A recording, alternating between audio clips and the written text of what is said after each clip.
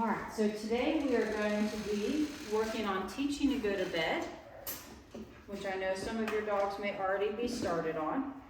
So the first step that I do is I'm going to lure the dog onto the cot. Zero, go to bed. That's what it looks like when you have a dog all finished with learning. This particular cue anyway.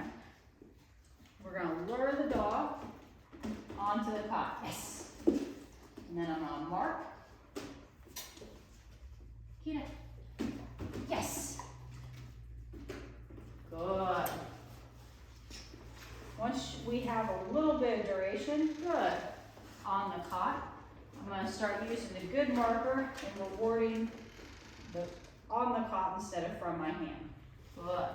That's going to help them associate the cot with the reward and less of me, which is going to help keep them from wanting to get out of that automatic stay on the cot. Good.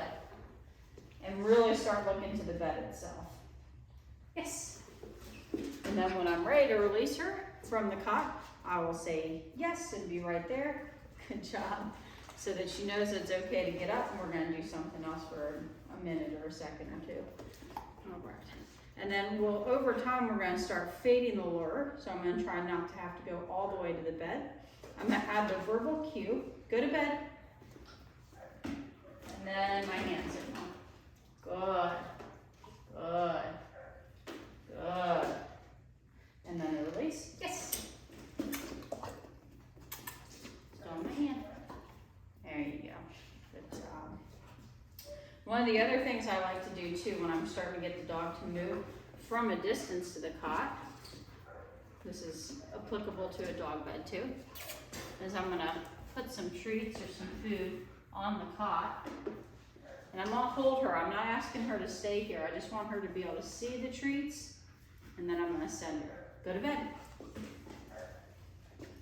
And that really helps get them moving. Good. You wanna go from a distance onto the cot. Good. Yes.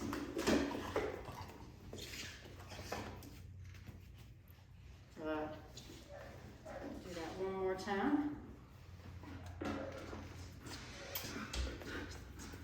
Go to bed. Good. Good.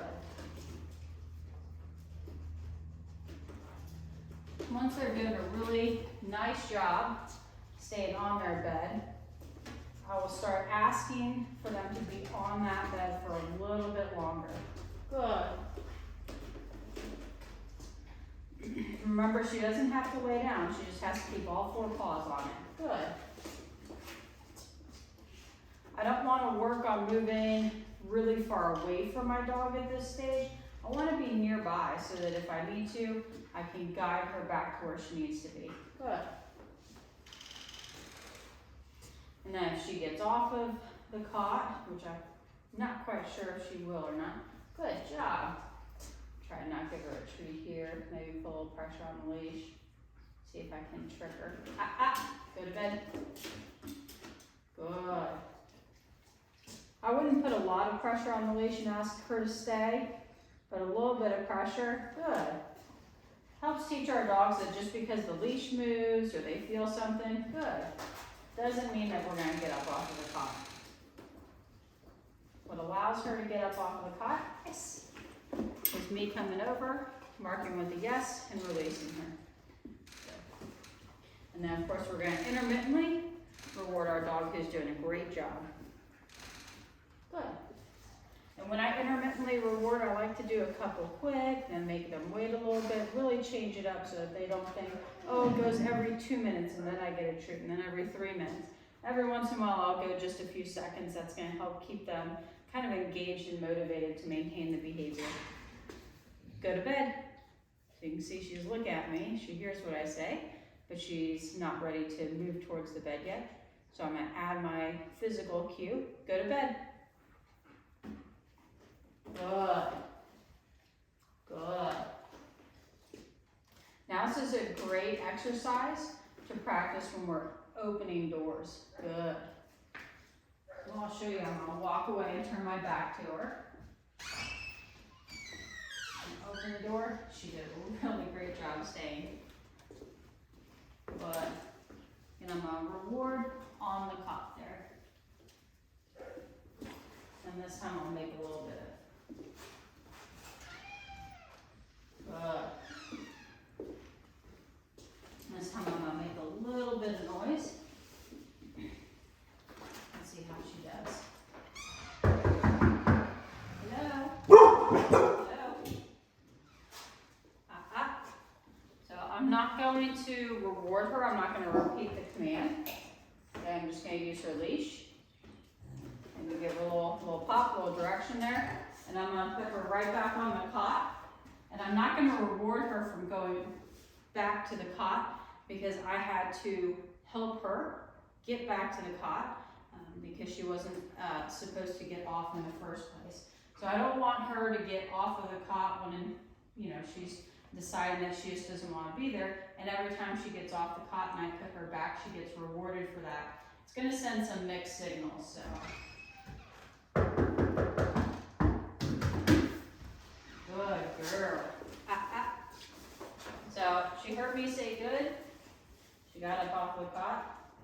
She's not going to get a reward for that one. Good. Good.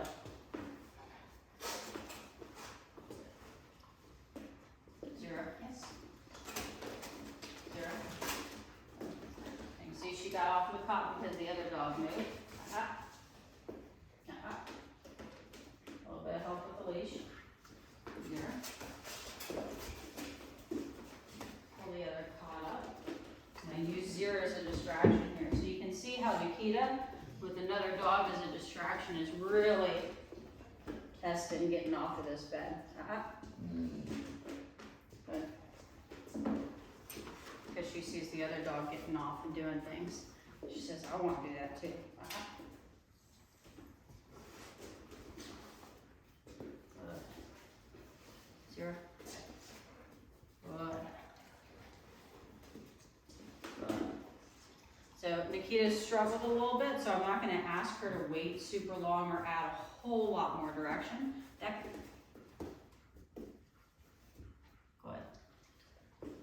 Good. Good job. Good. I want her to realize it's her job to just stay on that cot. Zero.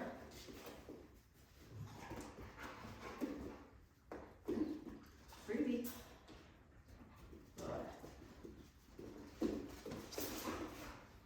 Good. Yes. Good job. There. Add a little bit more activity to the door here. Good. You can see how Nikita's doing a really good job this time around.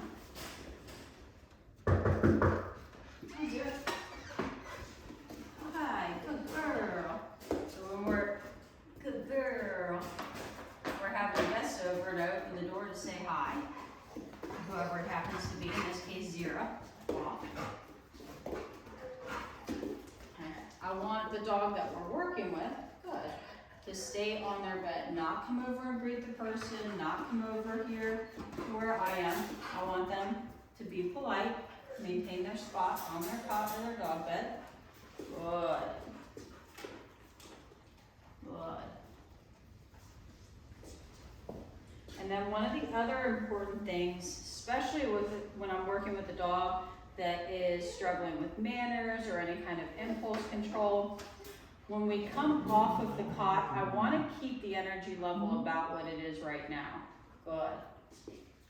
So when I release her, I don't want to release her and bring her right back into a super high state where she's bouncing off of the walls, jumping on people. Good. Pulling on leash. We want to move off of the cot into a controlled state. Okay? And practicing this is really important because what can happen is we can have a dog that's doing great with going to their cot, with staying on their cot, and the moment we release them, they're just 100 miles an hour. and that's not what we're looking for. We want the cot as a way for her to have her own space so that when we have people coming over, she's not going over, jumping on them. If the door's open, they're not trying to rush out the door. She's gonna maintain her spot here and she's gonna wait until it's her turn to calmly enjoy what is going on with everybody else, okay? So again, I'm gonna be close to my dog when I release them from the cot. Yes. And then I'm gonna bring her out into that release, okay? And then I want her to maintain that calm state. Good. Lots. Good. Yes. Here. Good. If I notice that she's starting to get really excited because there's people over, we can always go back to the cot, go to bed. Good.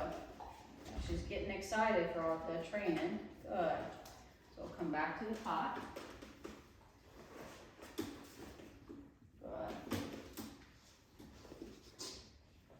Good. Bring the energy level back down. Yes. And then let her hang out.